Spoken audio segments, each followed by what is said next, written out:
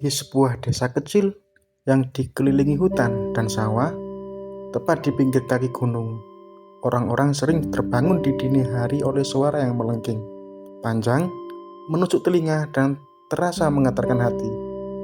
Itulah suara burung kedasi.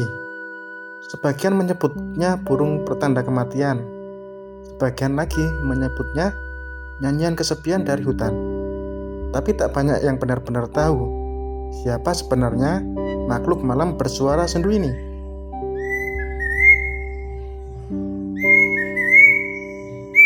Ya, burung kedasi atau dikenal dalam dunia ilmiah sebagai Eudynamys scolopacius bukanlah burung biasa. Ia adalah anggota keluarga burung kukut dan memiliki perilaku yang sangat unik. Ia tidak membangun sarangnya sendiri. Setiap musim bertelur, sang betina akan mengendap-endap mencari sarang burung lain.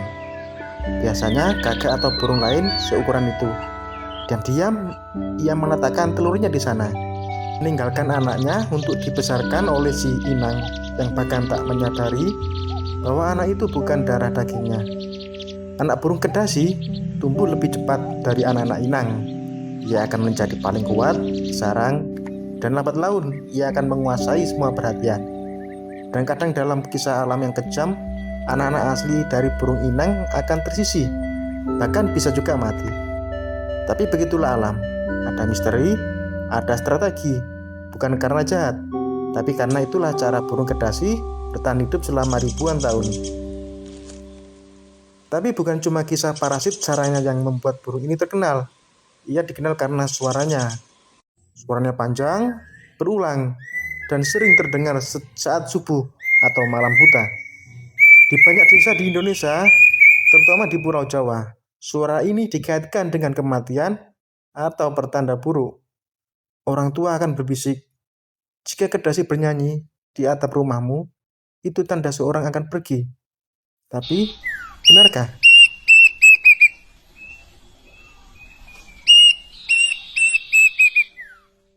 Dalam dunia sains, suara burung kedasi bukan pertanda mistis.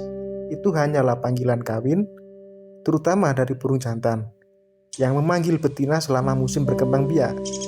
Suara itu menunjukkan kehadiran, kekuatan, dan kesediaan untuk berkembang biak. Namun, karena suaranya terdengar seperti ratapan dan muncul saat malam hening, tak heran jika manusia zaman dulu mengaitkannya dengan dunia lain.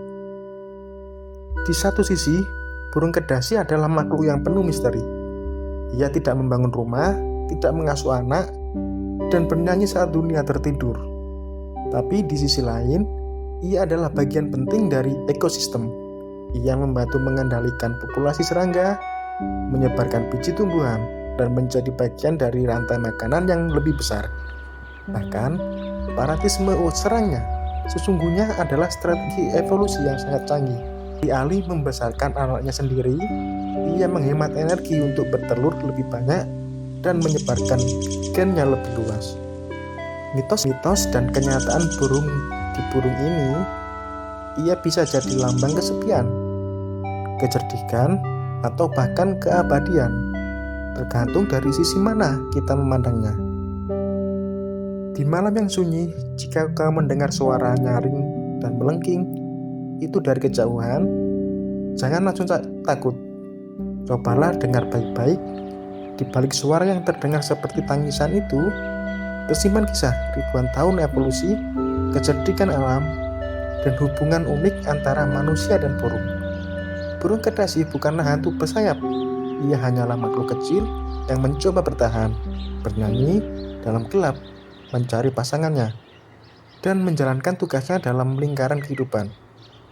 Dan siapa tahu, mungkin suara itu bukan pertanda kematian, melainkan panggilan agar lebih peka terhadap alam yang berbicara. Lalu, apakah burung kedasi sudah mulai langka? Jawabannya tidak. Hingga saat ini, penelitian dan data konservasi menunjukkan bahwa populasi burung kedasi masih stabil. Mereka tersebar luas di banyak pulau di Indonesia, mulai dari Pulau Jawa, Sumatera, Kalimantan, Bali, bahkan Nusa Tenggara. Habitatnya juga beragam, mulai dari tepi hutan, kebun, lahan pertanian, hingga pekarangan rumah. Selain itu, kedasi berperan penting sebagai pemakan serangga. Tanpa disadari, ia membantu mengendalikan hama alami di sekitar kita.